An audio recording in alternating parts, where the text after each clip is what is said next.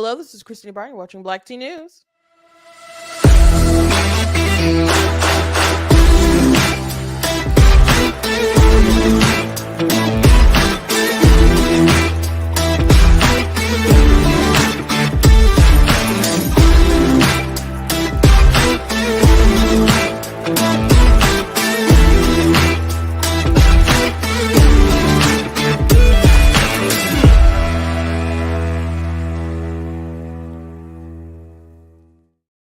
Hello. Welcome to Black Tea News. I'm your host, Christina Barton. Today, we're going to be talking about Disney deciding that, I guess, Tinkerbell shouldn't be out and about, at the parks, and she's problematic for the brand, I guess, because I don't know, she's small and she's fit and she's pretty and she likes a guy. I don't understand Disney. I don't understand. I know the people are happy that they lucked out with X-Men 97. It doesn't mean that they're still not a trash brand, you guys. It doesn't mean they're not a trash brand. So we'll be talking about that. Also, Trent Horn and Pearl Davis. I mentioned it yesterday that they had a debate on marriage, and I did watch it all the other day. And it was interesting. I'm going to talk about it, show a few clips. It was long. But I'm not going to show a lot. We're not going to spend 45 minutes over an hour talking about it, but we'll be talking about that, some other things as well. So before we jump into it, I want to encourage you guys to go to blacktnews.com, check out different content on my website, different articles, videos, etc. If you like what I do here, please consider leaving a donation at blacktnews.com /donate, because it does cost to stream and run my website, all the stuff you guys can support. I do appreciate it. You guys can also check out different merch that's available on the website that does help, like this cool Be Better Not Bitter shirt and mugs and other stuff that I have there. If you are watching on Facebook, you guys can send stars. Watching on YouTube, you guys can send super chats. I do read super chats as long as, they're not crazy, gross or something like that. I will read them. If you're watching later, you guys can send super thanks. A few announcements. I will not be streaming on Thursday and Friday. I have Comic-Con this weekend in the Metro Detroit area. It's in Novi. So it's Motor City Comic-Con. And so I will be at Artist Alley. I will be selling my books there. So if you are in the Metro Detroit area and you want to come by, and that seems like your scene, or you just want to pop in and get a book or something, you still have to pay a ticket. But, if you want to come in and get a book and chit chat and whatnot, I will be in aisle A. So that's where I shall be while I'm selling my stuff. So, come on down. It should be fun. It's always a long weekend. If I end up calling off on Monday per se, I will put that on Twitter or and Facebook and YouTube, I guess. So just be on the lookout in case I take an extra day, because it's Friday, Saturday, and Sunday. So it's a long weekend. You got to, put this stuff up and tear it down and whatnot. So Thursday, I'm probably going to go up there and set up and so on. So you don't have to do that Friday morning, because it's just a lot. And I'm right next to my sister who does artwork, so you can catch us both. So yeah, it'll be a short week. We'll just have today and tomorrow, and then I got a crazy weekend. But in the meantime, if you can't go to Comic-Con, but you are interested in perhaps some of my things that I've written, I have 18 books that are published, and 2 are nonfiction. The rest are fiction. And I mostly just really have my fiction there, but at Comic-Con. But if you go to blacktnews.com, and on the merchandise page, there's a banner that'll take you to my book website. But there is a link in the description.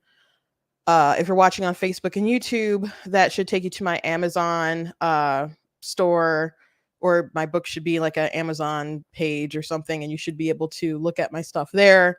I have a new book that's coming out that is available for pre-order. It's the sequel to my book, The Dark Mermaid. It's called The Sea Witch. So go ahead and check that stuff out. And if you like those kinds of books, or someone who does, go ahead and buy it. So anyway, let's hop to it.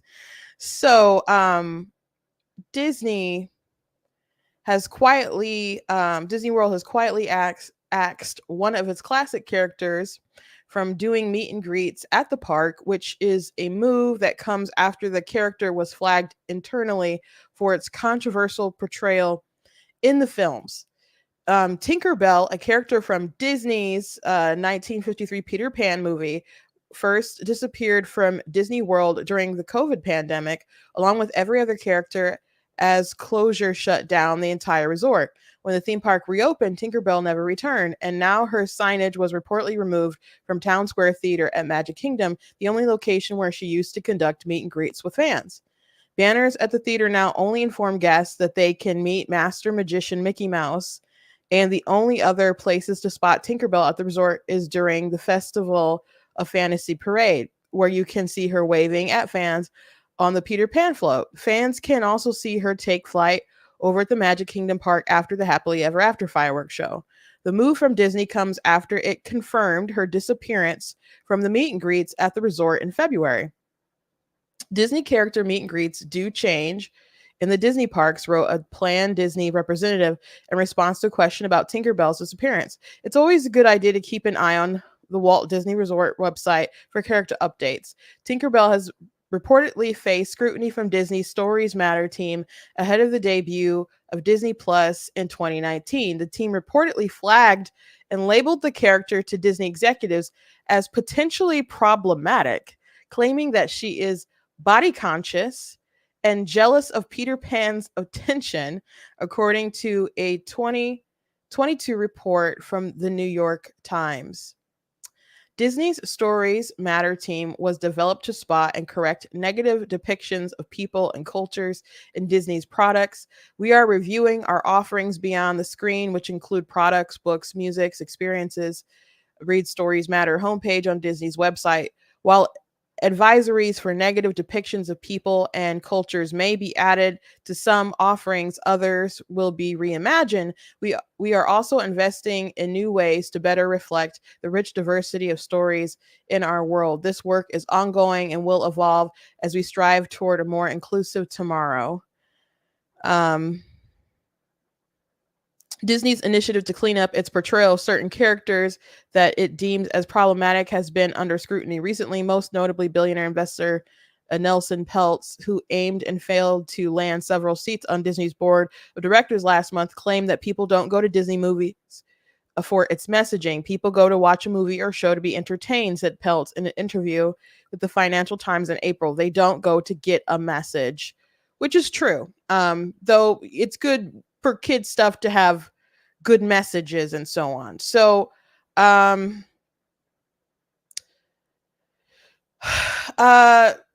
Peter Pan was never my favorite story, at least not the Disney version that they have. I don't know, some of it seemed, maybe it's weird to say, it seemed kind of boring to me, since it's about, boys and playing in the forest and there's action and pirates, and I don't know, it just never was my thing. But I really love Hook, the movie Hook with Robin Williams. I love that film so much. And Julia Roberts played Tinkerbell in that film, and she of course was always in love with Peter Pan. And there's a scene in the movie when she got big, and once he remembered, if you don't know the premise of the film, it's Peter Pan grew up because he fell in love with Wendy's granddaughter, because he would keep coming back to see her, but then she was too old to keep flying and go to Neverland. And then he saw her granddaughter Moira, and then he just fell in love, so he decided to stay. But then because he stayed, he forgot what it was like in Neverland. He forgot that he was Peter Pan, so he became Peter Panning, and he became a father.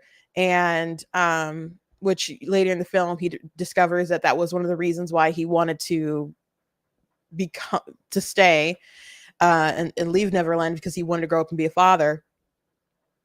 And so he was just really always busy all the time and was neglectful with his kids. And he goes back to London to visit his, Wendy, and Hook comes back and kidnaps his kids, and he wants to have like a final showdown with Peter Pan. So he has to remember who he is. And so he trains with the Lost Boys, who give him a really hard time. That's where Dante Bosco became super famous and still like lives off that fame of being Rufio. A lot of people might know him to as a Prince Zuko from Avatar, but he was first Rufio. And Dustin Hoffman was in the movie. Yes, Dustin Hoffman was Hook. And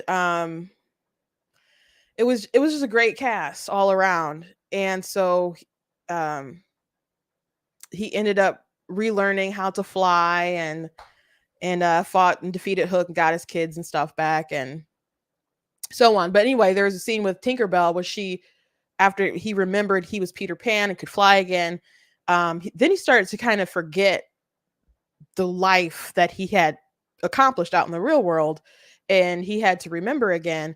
But Tinkerbell became big all of a sudden. He's like, "Oh my gosh, you're ginormous!" And she said, "This is the only wish I've ever wished for myself." And she had this feeling, and it was so big. And now that she was bigger, it was so much bigger. And then she gave him a kiss, and then he remembered that he was in love with his wife, and then all kind of came back to him, and that he needed to go save his kids.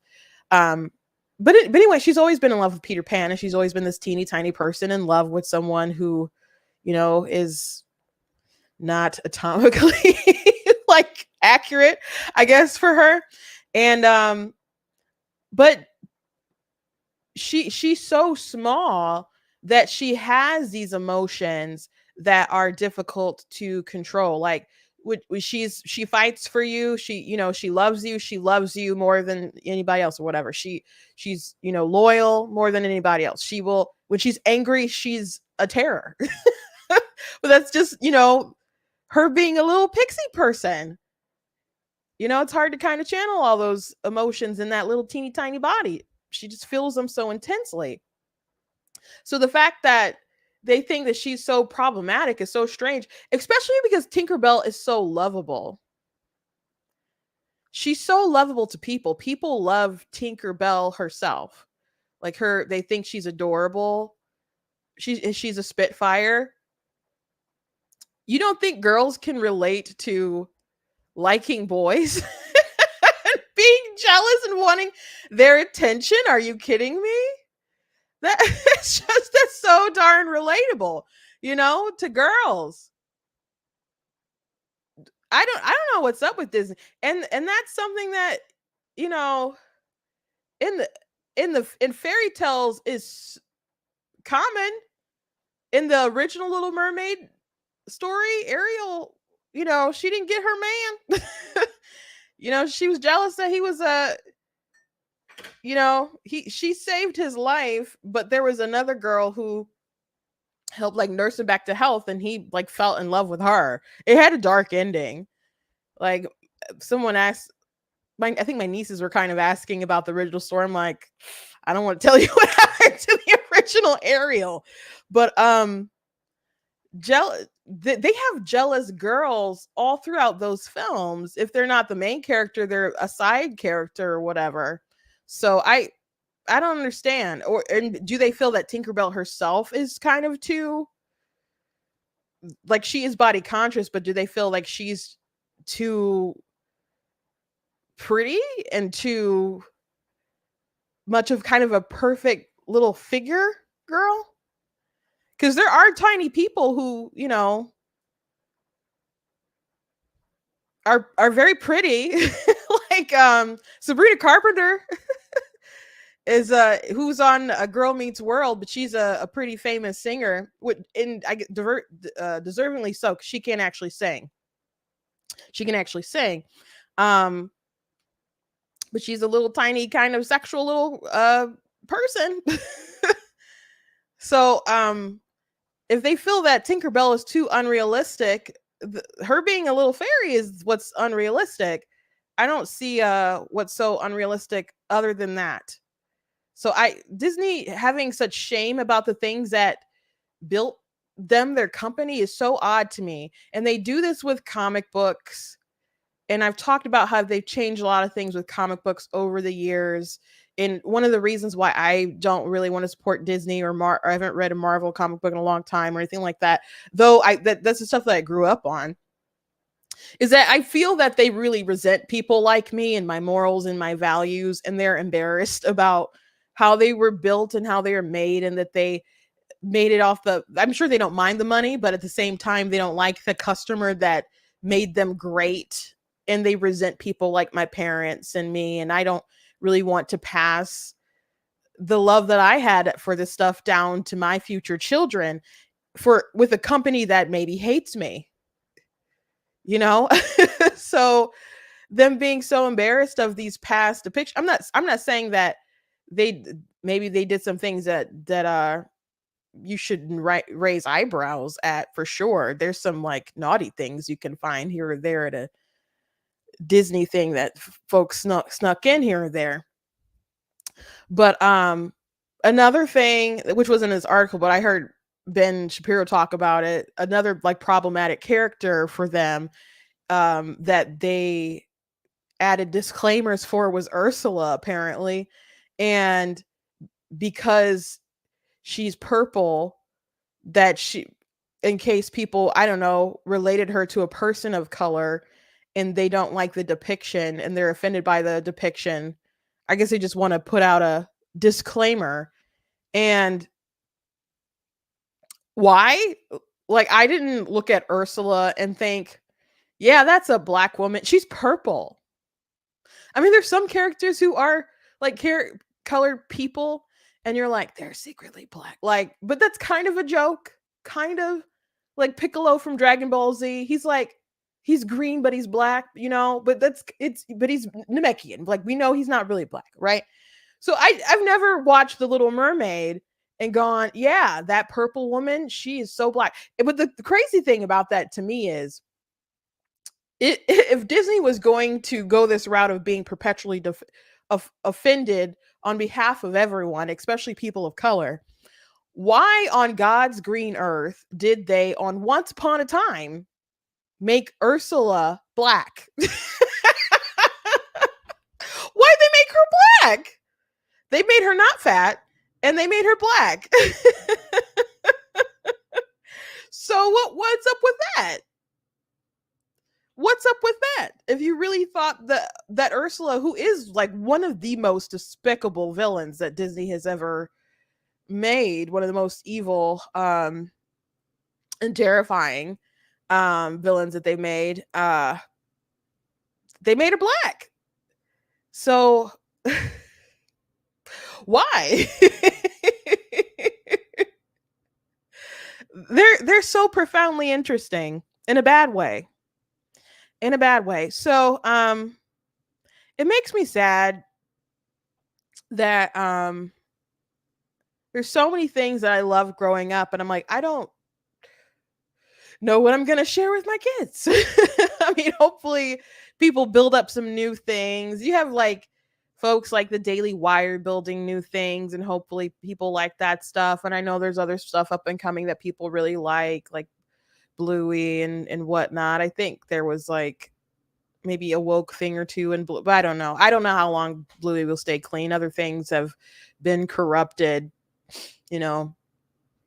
You have to watch out for this stuff when you pass it on to your kids or whatever, where you let them see stuff. But I don't know. So many things that I loved, and it's interesting because when I was a kid, I'm just like, oh, I'm gonna love this stuff for life, and I'm gonna be, you know, when I get my own house, I'm gonna put all this stuff here and do all this stuff here and have a comic book room, and I want it to look like the Fortress of Solitude and like all these like nerd cave fantasies and whatnot. And I don't even like that stuff anymore. I would if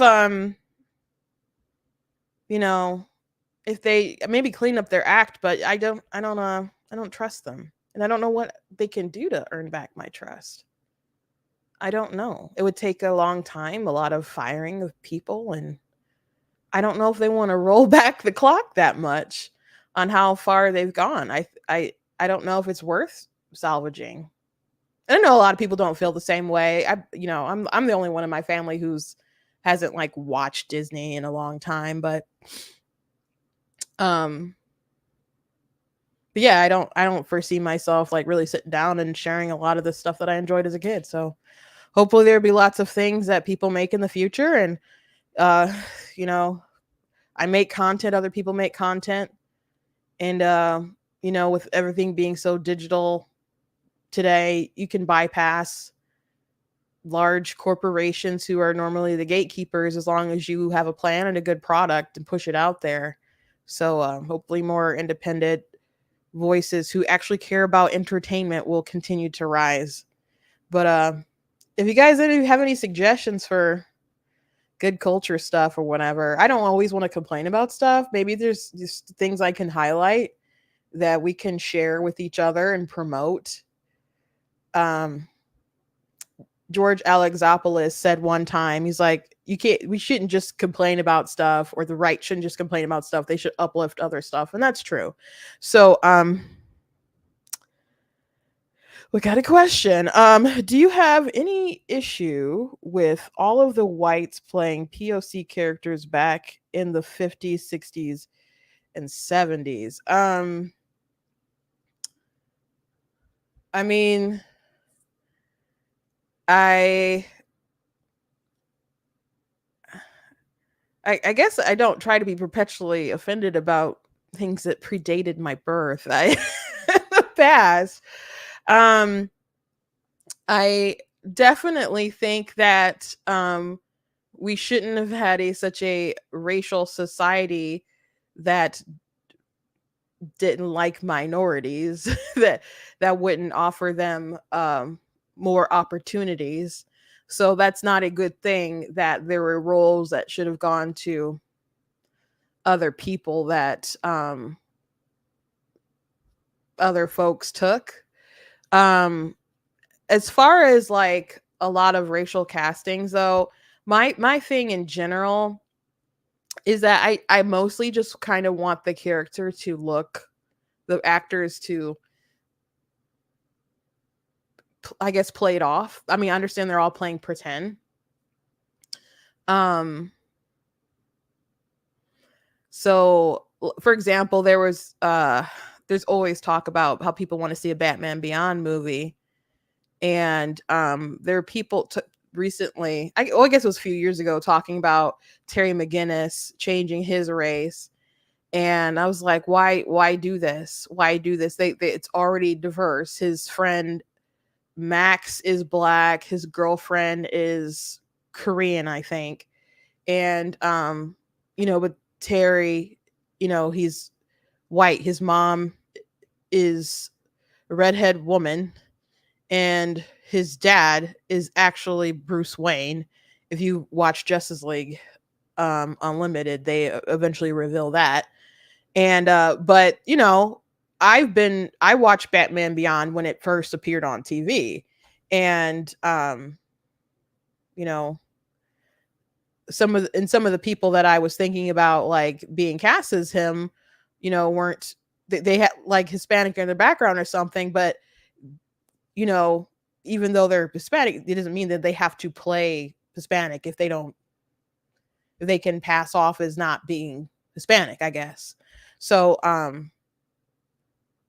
just I think what's most interesting about conversations about people race swapping characters nowadays is that people feel the need to do it so much.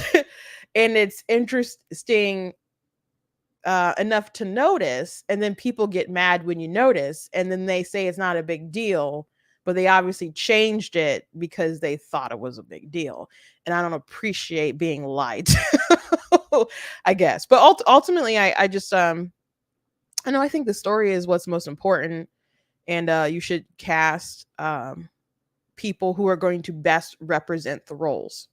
So um uh And if it's voice acting, it doesn't matter at all. If you're a good voice actor, I don't care. Anyway, I hope that answered the question. Anyway, let's move on. Um, so the other day I mentioned that I watched the debate with Trent Horn and Pearly Things about marriage, marriage. And I appreciated Trent. People in the comments were like, I've never seen him be so annoyed while he was debating someone before. And he did seem annoyed. I mean, there were times when there's a time he debated Destiny where he like went for the jugular, but Destiny started it, so he had a good comeback. But he had a couple quips for Pearl. Now, Pearly Things is her handle. She's got 2 million followers. She's part of the Red Pill movement. I've talked about Pearl quite a bit. But I don't like the Red Pill movement because to me they just sort of seem like the opposite. Essentially they're the same as feminists. And I mean the feminists who are like man haters, but she's in a group where they just, hate women, it seems like. And this conversation she had with Trent really highlights that. And she'll say she doesn't, but everything that she does is so skewed. It's always the woman who's awful and terrible and fat and this and that. And Trent would try to continuously keep the conversation even, like, oh, should you date women who sleep around? He's like, should you date men who sleep around? Or should you date women who have STDs? Should you date men who have STD? Like, he would say, like, if you have the standard for women, why don't you have these standards for men? If you're saying that women aren't marriage material, I think he says it's true that maybe men and women both aren't as good as perhaps quality in the past. But she just had this really strong focus on bashing the women. And she's coming out with a documentary about divorce and what men go through in divorce. And I don't know who wants to watch it. I don't. I'm sure lots of people will. And she's getting a lot of anecdotes and stories from men who I'm sure suffered. I don't know how much digging she's doing to validate how much they've suffered and to get the other side of the story from the women who maybe left them. Because she doesn't seem very interested in the female perspective, nor does she seem to believe the female perspective. She went back and forth with Lauren Southern, who divorced, and she seemed like she really had kind of a nightmare scenario with the father of her child. And Pearl didn't believe Lauren, and she's like, give me his number and blah blah, blah. I'm gonna verify this. And she's like, why would I give you my number when you leaked personal info for other people, when you had this such and such document? And I'm not doing that. But she doesn't believe that men are the problem, it would seem, or that men can be the problem. She always kind of goes back to it's women. And even at one point, and I don't have a clip of this pulled up, but they asked her to define marriage and what and the roles of marriage or whatever. It was always about what the women are supposed to do. And she didn't make any kind of explanation on how men are supposed to behave in the marriage and their commitments to their wives. It's always about what the men wanted. There's a clip going around that I think Milk Bar TV did, like, clip together some stuff from the debate. And there's a clip going around for saying that men desire sex and silence. And there's a cut. Well, I think sandwiches and silence is what's going around. But she said sex, silence, and sandwiches is what she said. That's what men desire. Now, I think men desire more than that. Men desire more than that. She always talks about how women need to be obedient. subservient to their husbands, and etc. Blah blah blah. My mom is very submissive and believes in that role. My mom doesn't like to cook, but she will for her family, particularly her husband. You know, he'll call down on the Alexa robot or whatever and say, Isabel, can you make me salad or something? She'll do that. There's one story he told where it was like middle of the night and he wanted some chocolate milk. And she got up out the bed and went downstairs and made him some chocolate milk. And he tells that story as an affectionate, I love my wife. This is how good she is to me. So my mom will make the sandwich. And I don't want to talk about the other stuff because it's gross.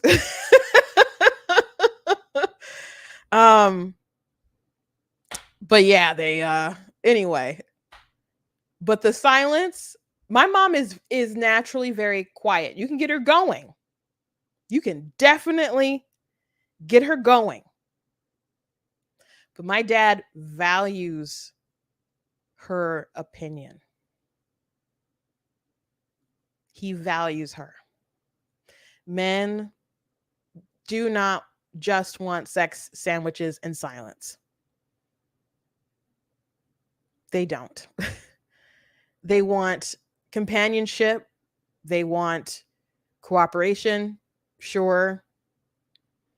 They want someone who's going to nurture them, their children, who's going to discipline them. You know, and there's different methods you could talk about how to do that, but whatever, every child is different. You have to tailor that to what's going to work. Every child doesn't need to, you know, be yelled at. Some just kind of need a look and they'll be like, okay, you know. But women in many cultures handle a lot of the business as far as financials, another thing like that. Men want to have someone to make proud. My dad would tell the story about how when they first got married, he said the rule of this marriage is me, Tarzan, you, Jane. And first she's like, nope. And then he said that later, and she's like, you know, it doesn't matter because Tarzan did whatever Jane wanted. So then he started telling people, he'd go around to different churches telling that story to just get out the point that if you treat your husband like Tarzan, he'll treat you like Jane. So she is supposed to serve and reverence her husband, but the husband is supposed to turn around and reverence and serve his family. So Pearl didn't want to talk about religion. People did ask questions in the Q&A because she's Catholic or claims to be. I wouldn't, you know, there's people who have that background, but that doesn't mean that they believe. But she was like asked about, do women and men both have like equal dignity? And she eventually said yes, but there's some questions that she had kind of struggled with. But this is an interesting tidbit right here. Completely in your control. Do you think husbands should promise to love their wives for richer or poor, in sickness and in health, till death do them part? Look, I'm not, again, you're going back to the religious point of view. No, that's not religious. That's just basic what marriage should marriage be. Well, yeah, you know, and that's yeah, that wasn't a religious question. Yeah, that's just in marriage. Do we promise for richer or poor, in sickness and in health? Right. Fine, yes, but women should also be obedient. Okay. All right, guys. So,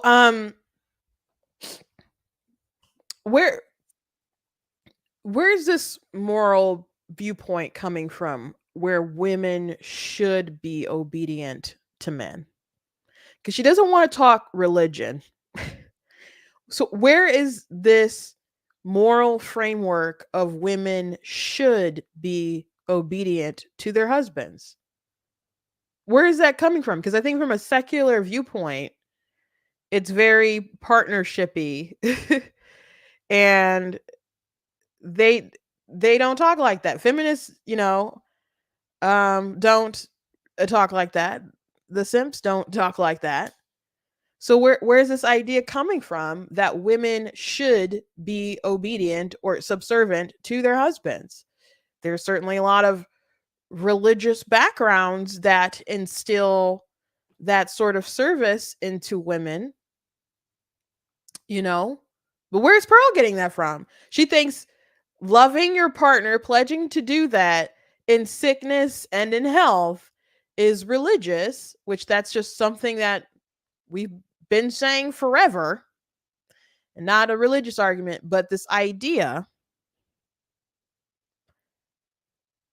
that women should be subservient and to their husbands and obey their husbands, which Trent was like, yeah, sure, but he had to keep kind of like letting her know, like, I don't want to this route to go into this place where women are infantilized like they're the man's child.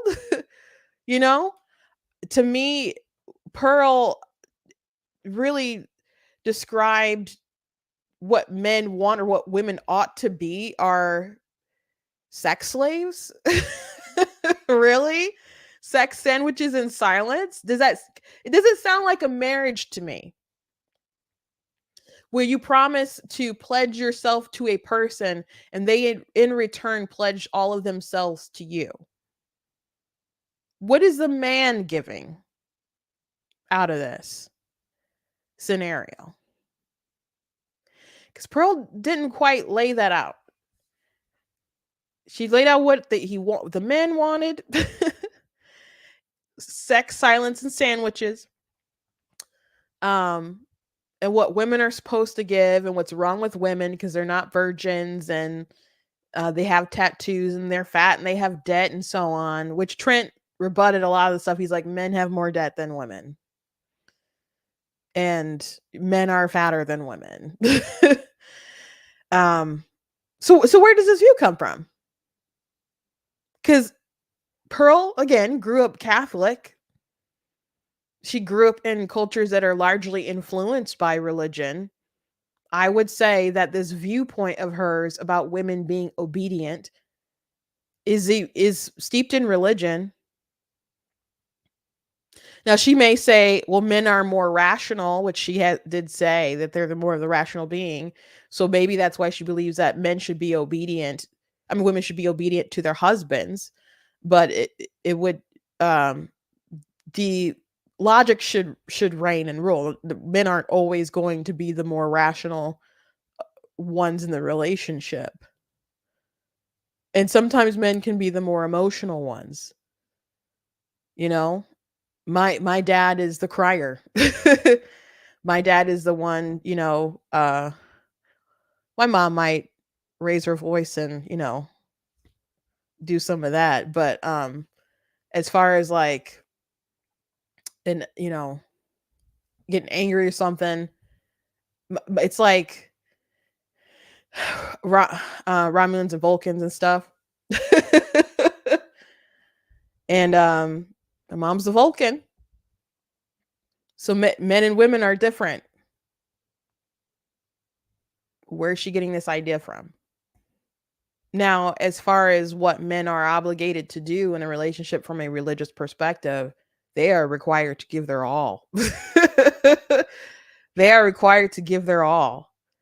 The role of headship, you know, or whatever, that a man is supposed to love their family, like the family is a representative of the church, and Christ gave his life for the church and the world. And men, if need be, if necessary, have to lay it all on the line for their family. So yeah, sure, a woman can serve her husband, but the husband serves their family. And that is a bigger burden of service.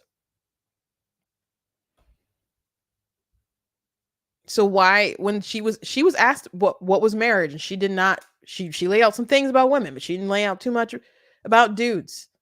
She doesn't put that burdens on them. At one point in time, Trent did ask if she simps for men, And she denied that.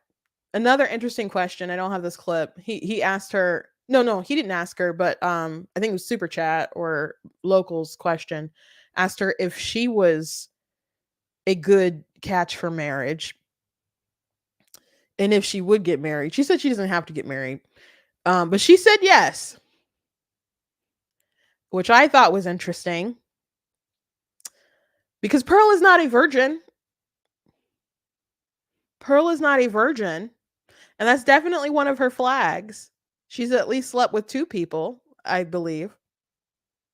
So why does that not make her non-marriage material? On top of, her being abrasive and interrupting and other things like that, which she claims in real life she's I guess doesn't have this sort of attitude that she has when she goes on the internet to get clicks. Maybe that's true, maybe that's not. She's still not a virgin. And I don't like to talk about how people look, but Pearl herself has expressed that many women have shared the opinion, and people have shared the opinion. It seems to be the consensus that she's not conventionally attractive. And she said that came up on when she debated, I think on maybe Jubilee, about feminism and trans stuff. And actually I think it was just about feminism, but the trans issue came up. And because someone said, you're an attractive woman or something. She's like, you think I'm attractive? Oh, people don't say that. And she kind of laughed or whatever. So not my words.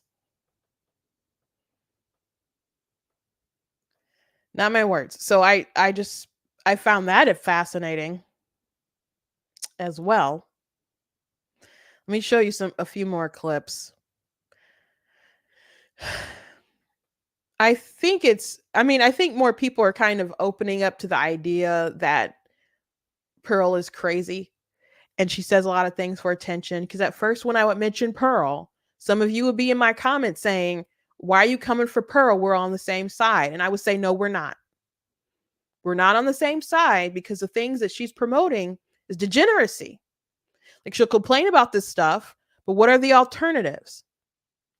What are the alternatives? Before I play any more clips, this debate, in case you want to watch the whole thing, was on Pints of Aquinas on YouTube.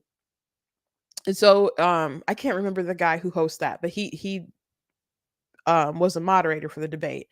And so first they did opening statements, 10 minutes, and then they did rebuttals, which I think were like 5 minutes. And no, it was longer than that.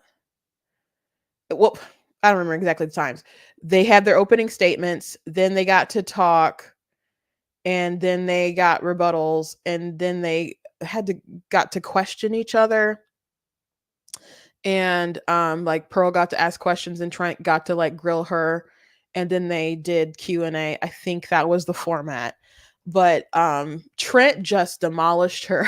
If you're only going to watch a part of it, you could watch her opening and then Trent's opening, because Trent's opening expresses all the fallacies that Pearl engages in. And he talked about the comparison fallacy, because Pearl will complain about all these things that can happen in marriage that Pearl will in divorce that Pearl will complain about, like, oh, men could commit suicide or be left in financial ruin or this or that. He's like, but you don't compare the outcomes of never getting married to the outcomes of people who do get married or do get married and divorced. So yes, you can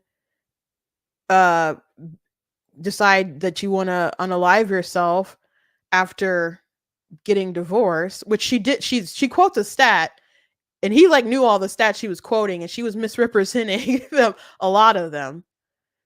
But he's like, but suicide will be higher for men who never marry. So, and you talk about women gaining weight. Women also gain weight if they're not married through the years, and men will gain weight as well, whether they're married or not. So you just want to focus on how marriage is a bad deal, but what are you comparing it to? So he just demolished her just at the very beginning of their entire conversation. And she kept going to, you're basically simping for the whores, saying that men should marry the whores and the sluts. And at one point in time, the moderator asked Pearl to lay out Trent's position and steelman it. Steelmanning is when you say someone's, build up someone's argument. Straw manning is when you like don't really represent the argument well and then you attack it. And she did not represent it well, so Trent, did the same to her, which actually I think Trent represented her argument just fine. And but she just really didn't show him respect. So he seemed maybe a little frustrated at times. I think he held his composure and everything. But here's a clip for you guys. Because you were saying, wife up these whores. 3% of women, 100 years ago, men got a virgin. They got a virgin, 4+ kids. 3% of women are waiting till marriage nowadays. You're saying wife them up anyway. Doesn't matter the risk. Who cares? Do you have a question, Pearl? Yeah. So that she kept saying that. You keep saying wife up these whores. Because in her questioning to Trent, she kept saying things like, okay, do you believe that men should marry girls who aren't virgins? Do you believe men should marry girls who have STDs? Do you believe that men should marry women who are former OnlyFans people? And Trent would say, it's not ideal, but do you believe that women should marry men who have STDs or men? She's like, why do you keep always going back to the men? And he said, because things are equal. If you're applying the standard for women, why aren't you applying this for men? She's like, well, and when she asked the porn question, he's like, well, would you, do you think men are marriage material if they've been behind the camera or they've engaged in that activity themselves? She's like, how many men do that? That's not the point, Pearl. Have an equal sort of standard there. I wish he would have asked her, are men marriage material if they have tattoos? I don't like tattoos myself, especially like colored ones, like the sleeves and stuff. I know people love their tattoos and whatever, but I'm not a fan. I'm not saying like there can't be like a cute one or a cool one. I just wouldn't do that, and I wouldn't like it. But I don't understand why she finds that to be such a deal breaker that automatically makes women not marriage material. Like if a woman was thin and had good credit and could bake her own bread, if she has a heart tattoo on her wrist, that makes her bad. Or something on her ankle, or even like a tramp stamp like she got maybe when she graduated high school and maybe regrets it and doesn't want, the pain of going through getting it removed. Does that really make her not marriage material? Or even how she harps on people who are fat. Fat people find love all the time. People like big girls. There's this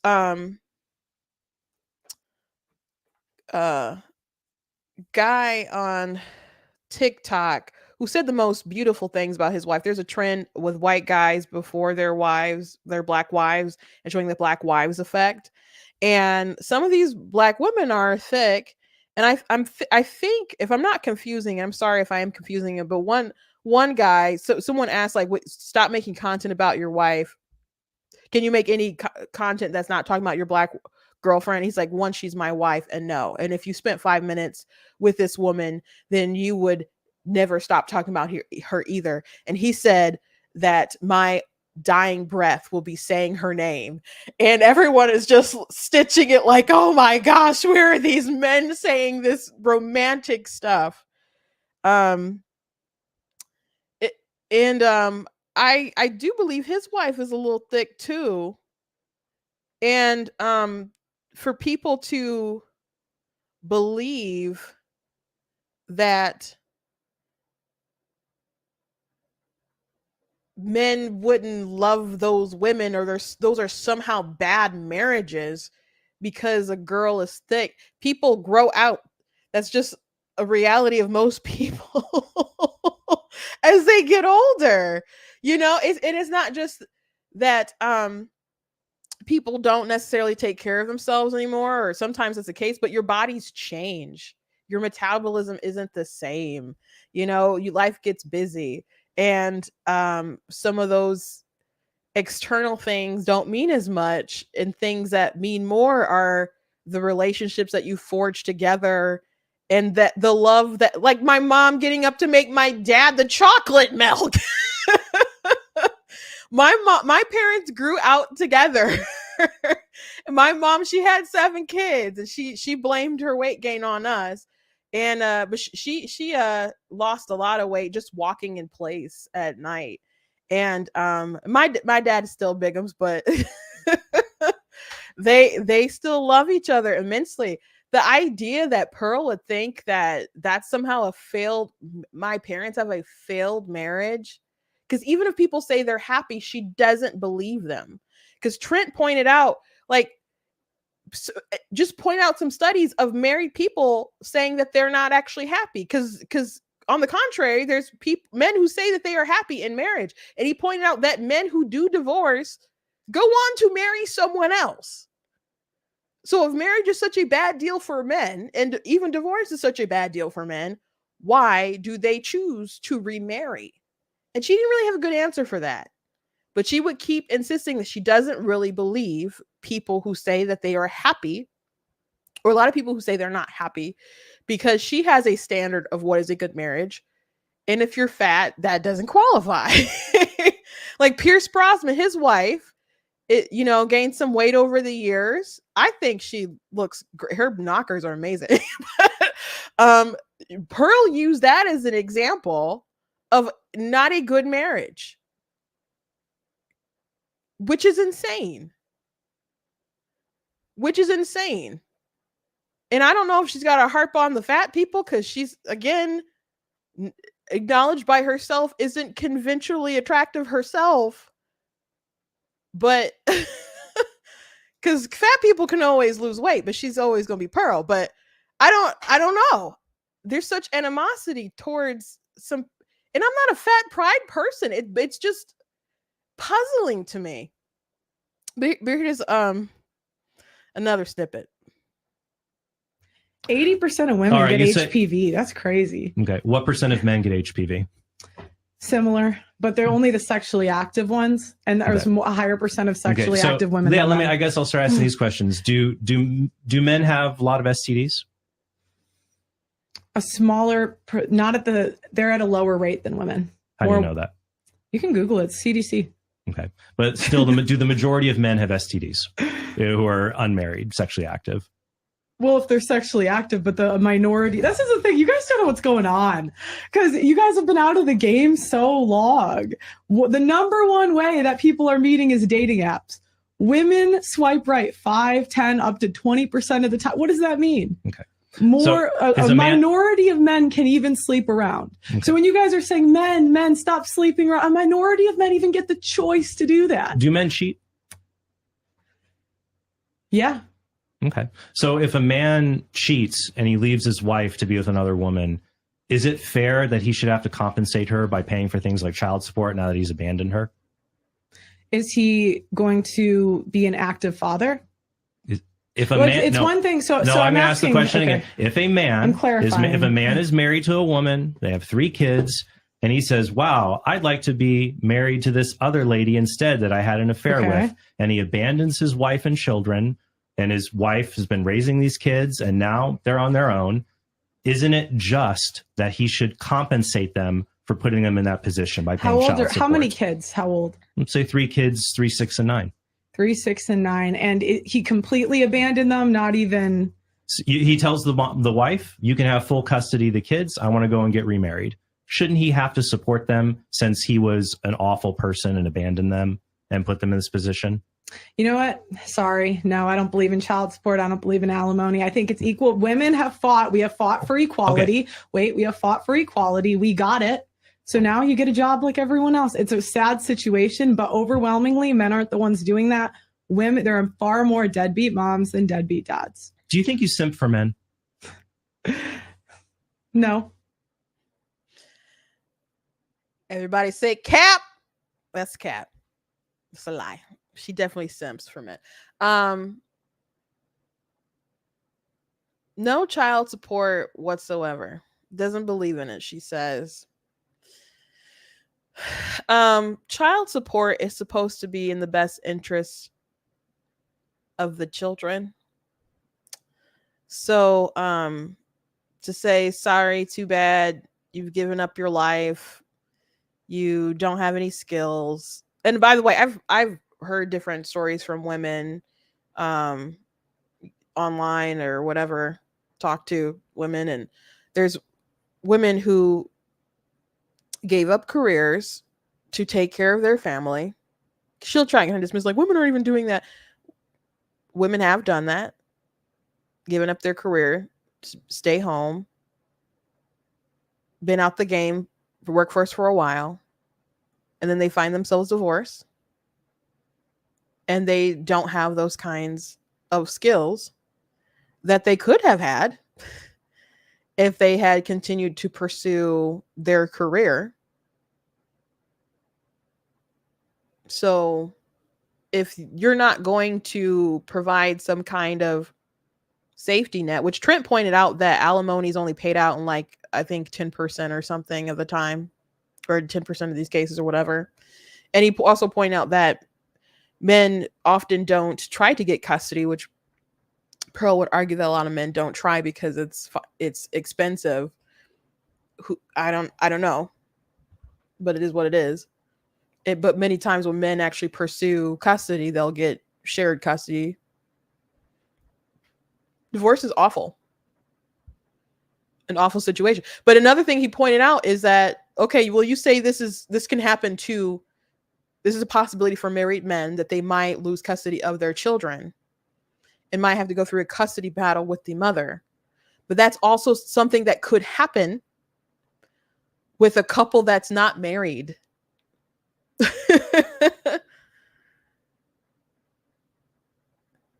She keeps trying to say that marriage is bad, but she's not really comparing it to the alternative of not getting married and the bad things that can happen if you don't get married. And his goal was just to prove that Pearl didn't make her case, and she didn't.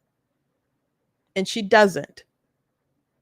I think Pearl's ideology and a lot of these other red pill people are dangerous.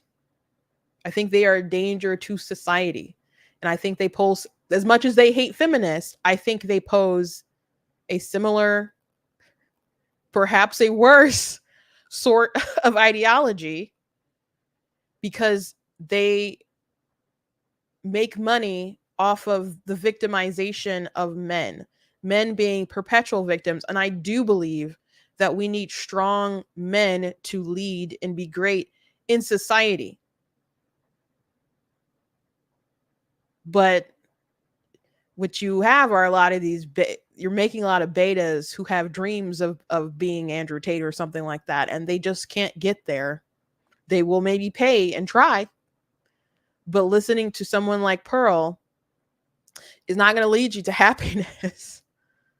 It's not. And she could say, you guys have been out of the game for a long time. You have no idea, because you skew your perspective from swiping on dating apps. And granted, a lot of people, I'm sure, meet that way. And maybe most people meet that way. But you have to have a fuller perspective than that. You have to have a fuller perspective than that.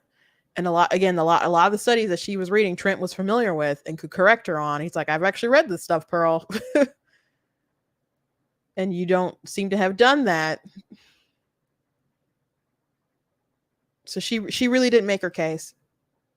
She really didn't make her case. Someone also pointed out that America's most purchased wedding size is 12. So big women are getting married.